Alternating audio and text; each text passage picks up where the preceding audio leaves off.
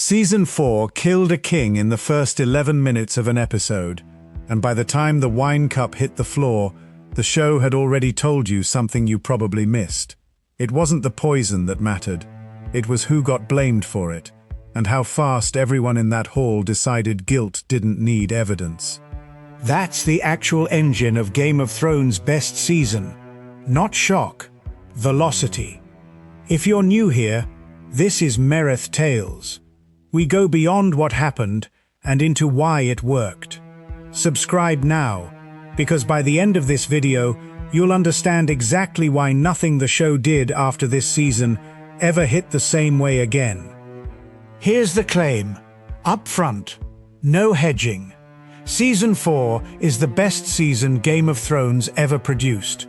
Not because it has the most shocking death, Season 3 has that. Not because it has the most spectacle, Season 8 tried that and failed. Season 4 is the peak, because it's the last season where every single storyline is still doing three things at once: building character, moving plot, and expanding the world, without the show ever having to choose which one to sacrifice. Watch how tightly that's constructed, starting with the premiere. 2 swords doesn't kill anyone. No battle, no shocking twist. It's mostly people talking, and it's one of the most quietly devastating episodes of the entire series, because every single conversation is doing double duty. Tywin melting down Ned Stark's ancestral sword to forge 2 new blades isn't just a cool visual. It's Tywin erasing House Stark's legacy and rebuilding it as House Lannister's inheritance, in real time, on screen, without a single line of exposition explaining what he's doing. You're watching the theft of an entire family's identity, and the show trusts you to understand that without being told. That's the difference between Season 4 and almost everything that came later. It never explains itself. It shows you the theft and lets you do the math. Here's where it gets uncomfortable, because it should. 10 episodes into this season, you get a scene in the Sept beside Joffrey's body. Jaime and Cersei, grief and desperation colliding into something the show has never fully reckoned with, before or since. Whatever your read on that scene, here's what's undeniable. It exists precisely because the show had spent 3 seasons building Cersei and Jaime's relationship into something the audience believed they understood. That's what makes the scene land as violently as it does. Not the act itself, but the fact that you thought you knew these 2 people, and suddenly you're forced to sit with how much you didn't. That's a season willing to make you deeply uncomfortable in service of character truth, rather than smoothing every edge for likability. You don't get scenes like that once a show decides its main job is keeping you comfortable enough to keep watching. Now here's the trial. Tyrion Lannister, accused of murdering Joffrey, stands in front of his own father and delivers what might be the single greatest piece of dialogue in the entire series. And notice what the show does structurally here. It's not an action sequence, it's a man talking, for minutes at a time, in a courtroom. And it's riveting, because every word is doing exactly what great dialogue is supposed to do simultaneously, revealing who Tyrion actually is underneath the wit and the cynicism, moving the plot toward a trial by combat that will decide his fate, and exposing exactly how broken the entire concept of justice is in this world, where guilt or innocence has never actually mattered as much as who you're related to. Watch how the show earns that outburst. It's not sudden.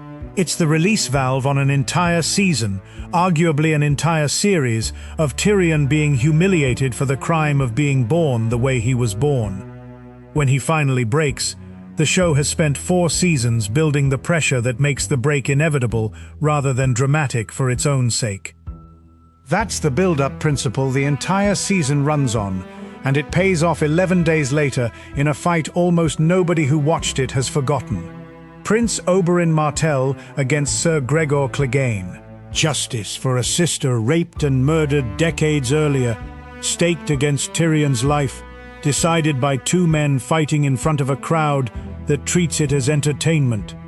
And the fight itself is a masterclass in tension, precisely because the show refuses to let you feel safe even after Oberyn appears to win. He gets close enough to force a confession out of the mountain. He gets close enough that you believe for one full second that justice might actually happen in this world. And then the show reminds you, in the most brutal way it's ever reminded you of anything, exactly what kind of story you're actually watching. That whiplash, hope, then devastation, delivered in the space of 5 seconds, is the entire thesis of Game of Thrones distilled into one scene. And it only works because the season spent an hour building your investment in Oberyn as a genuinely great, charismatic, morally justified character first. You can't shock an audience that hasn't been made to care. Season 4 never once forgets that order of operations. Let's talk about scale for a second, because this season also proved something no fantasy show on television had proven before it. The Watchers on the Wall gives you an actual siege, thousands of wildlings against a few hundred defenders, and it works not because of the size of the battle, but because you already know exactly who's standing on that wall and what they're afraid of losing. Jon Snow isn't fighting an abstract horde. He's fighting people the show has spent seasons humanizing, Ygritte among them, an arrow flying from a bow drawn by someone he loved, aimed at people he's sworn to protect. That's the world-building function working in perfect sync with the emotional function. The scale earns your attention. The relationships earn your heartbreak. And then the season ends with The Children, an episode the show's own creators called the best finale they'd ever produced. And they weren't wrong. Tyrion's escape and the choice he makes before leaving King's Landing forever. The White Walkers, finally, properly seen in force for the first time, closing the season's other major thread with a promise of exactly how dangerous the real war is going to be. Every storyline the season opened gets a genuine, earned conclusion, not a cliffhanger manufactured purely to bring you back next year. Here's the uncomfortable comparison worth sitting with, because it's the whole reason this video exists. Every season after this one has at least one storyline that exists purely to shock you, or purely to move you toward a predetermined ending, without doing the patient work Season 4 does in almost every scene. Season 5 starts sacrificing character consistency for plot convenience.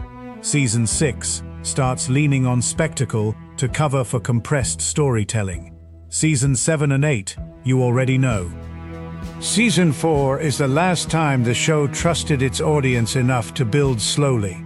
Let silence and dialogue carry as much weight as battles, and never once explain a gut punch instead of just delivering it. That's not nostalgia talking, that's structure.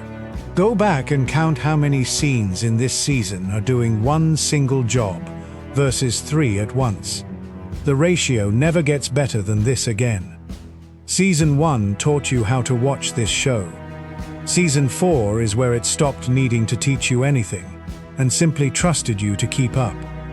That's next. If this changed how you think about Season 4, subscribe now, because Season 3, where every episode built toward one devastating night, is exactly where we're going next, and it might change how you see everything that came after.